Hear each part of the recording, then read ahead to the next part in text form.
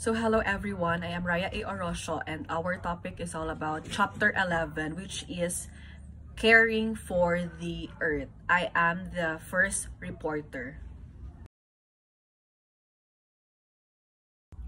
So we all know that our planet is incredibly gifted with resources that allows us humans to survive.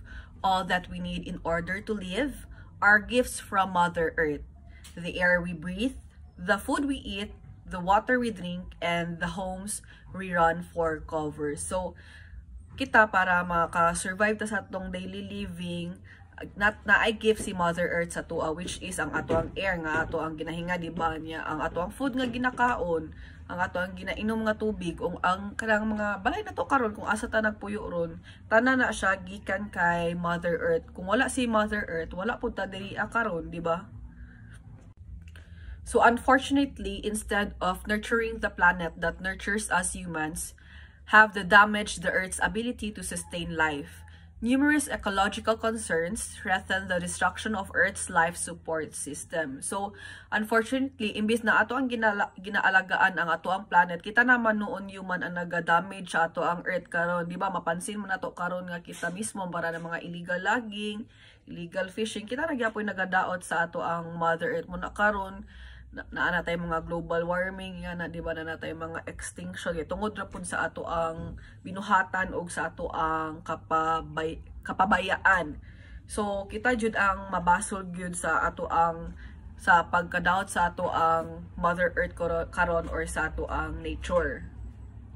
So as I have said earlier, numerous ecological or environmental concerns threaten the destruction of Earth's life support system. So karon na natay mga gina-face karon o ginaatubang nga mga environmental concerns. And these environmental concerns are, first, we have pollution.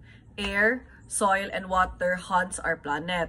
Air pollution occurs when the air contains gases, fumes, dust, or others in dangerous amounts. Example ani kay ang harmful substances in the air are pesticides na itong ginagamit, nitrates, heavy chemicals, or other foreign substances. So kaning mga pollutants include kada mga fertilizers nga ginagamit o mga pesticides from agricultural activities, sewage from households, leads, and mercury and heavy metals from chemical and industrial process. So di ba binuhatan na gyapon na to humans ang pagka-damage sa ato ang Mother Earth. Kita ra gyapon ang naga-damage sa ato ang Mother Earth karon sa ato ang mga ginapangbuhat parihaan na as I have said, kanang ato mga fertilizers na ginagamit, mga pesticides, yan kanang mga pollution good, kanang pollution para nanggikan sa mga usok sa mga sasakyan kana, isa na po na sa naka-cause of air pollution.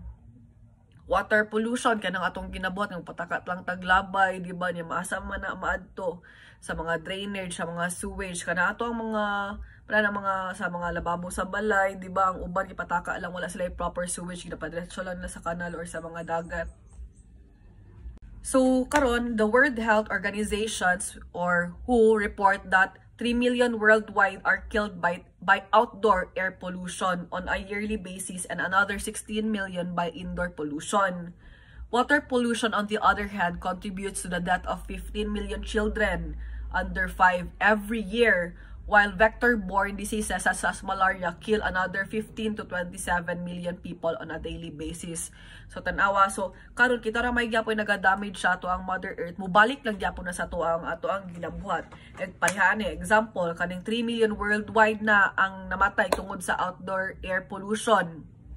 Nya yearly basis pag yun na. Nya sa outdoor air pollution karon 16 million sa indoor pollution. Sa water pollution pod kay 15 million na ang namatay nga bata under 5 years old every year, while vector-borne diseases such as malaria, kuana siya, ang napatay na ng malaria kay 15 to 27 million na katao sa daily, sa matag adlaw na siya ha.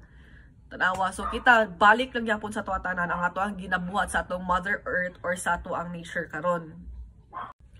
So next we have global warming.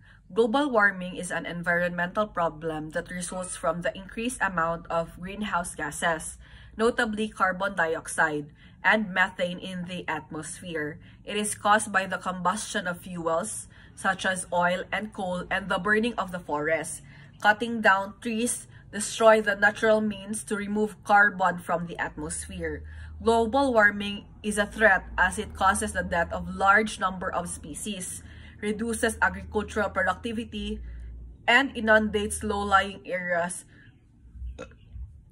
due to the rise in sea level. So karon dili na nabago sa tuang global warming. Sa una pa, maski pag elementary pa ta na tackle na naog na discuss na sa tua. So ang global warming, kita rin po yung nagabuhaan na humans. Muna siyang isa sa mga major concerns sa ato ang environmental. And kita rin sa tua rin na kita rin ang reason. Panato ko sa, as I have said earlier, mga pag-burn sa forest, kanang paggamit na itong uling kanang pagdaob na to sa itong mga sa gawa sa balay, mga pagdaob na itong mga basura, labi na mga plastic, may nga na mga goma, isa na siya sa nag-cause sa kanang global warming, sa air pollution. Nya kana to pag-cut down sa trees, gani, maka-destroy siya sa natural means, sa habitat sa mga animals, sa forest mo nang karon ang mga animals, di ba, na natay mga extinction, kaya asa pa man sila mo puyo, nga kita naman mismo nga ginaguba na nato ano na ta sa ilahang area, which is dili dapat kay sila isa ba yan na sa nagabalance sa ato ang ecosystem. So muna karon na natay death of large number of species, na natay extinction sa mga animals niya, kanang naga-reduce na siya sa ato ang supply. Kay as I have said, kita ang nagadaot sa ato ang nature, ang pag-productivity, dili na makatawag produce ang ato ang mother nature tungod ra gyapon sa ato ang binuhatan. So the biggest carbon emitters in the world, kay mo ni siya ang mga country: United States, European Union, China, Russia, Japan, and India. Next, we have deforestation. So deforestation is the destruction of the forest due to the logging, land clearing, and land conversion. Cutting down of forest trees destroys the habitats of animals, causing the extinction of rare species. It is responsible for the deterioration of water quality and supply, devastating floods, air pollution, global warming, soil erosion, and resource shortage. As I have said earlier, muna niya akong ginaingon ang extinction, kanang pag-deforestation, isa na siya, kanang mag-cut down tag trees, gani sa forest, syempre mawala ang balance sa ecosystem. Isa ba ang forest sa nagatabang sa tua para dili ta magka global warming? Isa siya na sa nagkuan sa tuang air, sa naga-cleanse sa tuang air sa kadagang carbon dioxide. Isa ang forest sa nagatabang sa tuang ma-cleanse ang tuang air. And we all know nga ang forest dira jud ang natural habitat sa mga animals, especially sa mga wild animals. Una karon di ba matingali ta manggawas ang mga snakes, mga halas, mga banakon, kay tungod na po sa tuang ginabuhatan, kay ato ang ginasulod ang area nga di dapat nato sudlan, kay area ba nila natural habitat ba nila niya, kita dito nagasulod ta dito. What if kita ang sudlon, di ba, makuan kita mo na mupatay ta, di ba, umusulod sa ato ang balay mo nang karon sila maunsa sila, di ba, luoy kaya ang mga animals mo na isa pud sa sa deforestation ang mga pagbaha. Di ba kusog kaya to ang mga pagbaha ron, ang ato ang pagbagyo, kay syempre wala na may mo protekta sa tuwa, kay usama ato gibuhat, nag-cut down tag trees, natay mga illegal logging, which is wala ta nagunahuna, atong ginahuna lang isa atong sarili, ato ang pagka-selfish.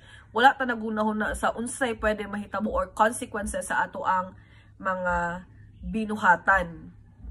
Mona karon nag-suffer tag air pollution, global warming, soil erosion, ganing mag-landslide ka na, isa po na sa rason ka na wala naman tayo trees, ka musuyip sa mga water, di ba?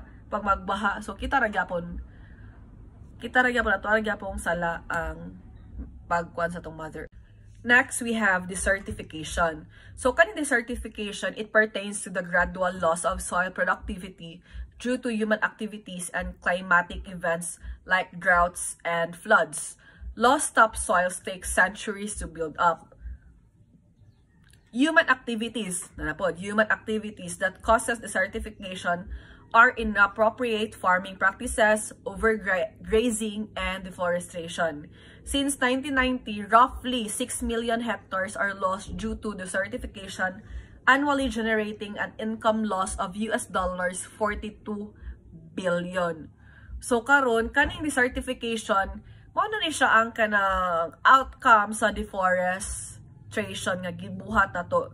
Kita ra gyapon human activities, inappropriate farming practices kanang mga dili legal practices ang pareha ng deforestation po nato. Isa na siya ang pag-cut down of trees. Kita ra gyapon ato ara gyapon binuhatan, and which is mobalik ra gyapon sa ato. That's why natay mga climate kanang change, mga global warming, and kanang ang climatic events diri amurag mo na niya siya kanang isa lang ni siya sa factors, which is ang human activities ra gyapon ang rason nganong we are facing right now para na mga drought. Kita ra gyapon ana because wala naman tayo trees, di ba? Puro na ta building kasagaran, halos building na ta kasagaran.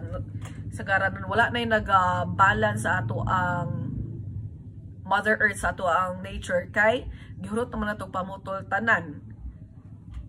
So, pareha ka rin ginaingon, 6 million hectares na ang nawala tungkol sa desertification. Niya ang kanang income loss na to is, maabot na siya sa 42 billion. So, two obvious consequences of the problem is food insecurity and the loss of livelihood. The International Fund for Agricultural Development reported in 2007 that 75% of the poor live in rural areas and are dependent on agricultural for survival. So, ang parehan karon giingon na nga 75 based sa International Fund for Agricultural Development report nila last 2007 that 75% sa mga poor or sa mga pobre kay nagpuyo sa rural areas niya. Nagasalig sila or nagadepend sa agricultural para maka-survive, para na magtanom sila dito sa bukid ingana gud para maka-survive sila. Naman jud uban ana nga wala kabalo sa right practices or sa mga legal practices mo nang ang ilahang ginabuhat is ang wrong way nga which is maka-cause sa ato ang maka-damage sa ato ang nature mo nang daghan kay nawalaan og kanang panginabuhian kay tungod ra gyud gyapon sa ato ang binuhatan. So lesson learned yun din nato nga dapat we must do our part to use resources wisely to help keep Earth healthy. Para karon kay dili it's not too late pa man para itama na to ato ang mga mali na nabuhatan. Dapat kita as human sa ato ang self, dapat indiscipline to ang selves. Kanang isip kanang pinaka main way is kanang pagkuan na sa tong basura, pag recycle, reuse ana good. Kana pa lang daan kung di na to na pa-practice. How can we practice other right things if kana pa lang daan di na to siya pa-practice in our own homes, di ba? Kanang simpleng paglabay og basura sa tamang labayanan, di ba?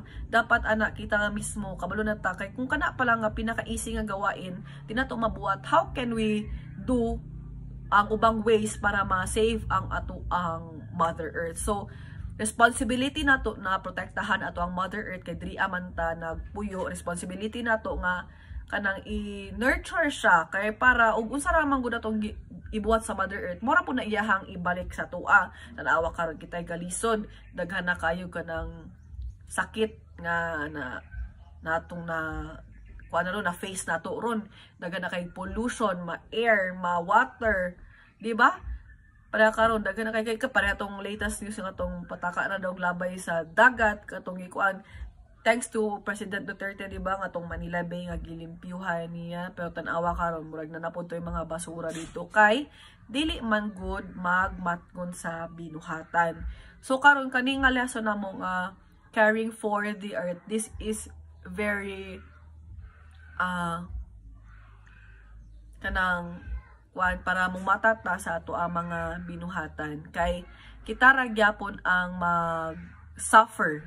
Kita ang naga-face og kanang floods, kita ang naga-face og droughts mo nang karon dili na kay nga healthy and productive ang ato ang Mother Nature. So let's all put in our minds that we must be responsible enough to take care of other Mother Earth because Mother Earth gifted us the air that we breathe, again, the water that we drink, the food we eat, and the shelter we run home to.